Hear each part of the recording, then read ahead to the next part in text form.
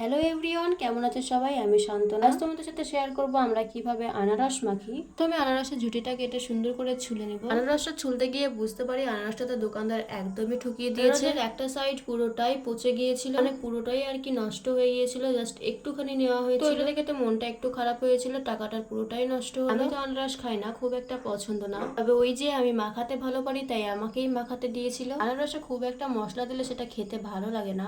এই যে দেখো সেই নষ্ট আনারসটুকু, তোমরা ভাবছো এটার মধ্যে পোকা আছে, কিন্তু না, পোকা ছিল না। তো এরকম কালো দাগই হয়েছিল, এটা নেওয়া হয়নি, ওটাকে বাদ দিয়ে দিয়েছিলাম। যেটুকু নেওয়া হয়েছে সেটুকু পাতলা পাতলা স্লাইস করে মাখিয়েছিলাম। আমাদের কাদের আনারস খেতে ভালো লাগে আর কাদের ভালো লাগে না অবশ্যই আমাকে কমেন্টে জানিও। কিভাবে তোমরা আনারস মাখিয়ে খাও অবশ্যই আমাকে জানাবে। আমি এখানে লবণ, চিনি, গোলমরিচ গুঁড়ো, লঙ্কা গুঁড়ো সবগুলো একসঙ্গে দিয়ে মাখিয়েছিলাম। আনারসটা হালকা মশলা দিয়ে মেখেই খেতে ভালো লাগে। এভাবে একবার ট্রাই করে দেখবে, অবশ্যই ভালো লাগবে। পরের বার তোমরা আমার কাছে কি মাখা দেখতে চাও অবশ্যই কমেন্টে জানিও, পারলে অবশ্যই তোমাদের সাথে শেয়ার করব। ভালো লাগলে ভিডিওটাতে লাইক করে দিও, চ্যানেলটাকে সাবস্ক্রাইব করে দিও। তো আজকের মতো এতটাই, ভালো লাগবে সবাই, টাটা।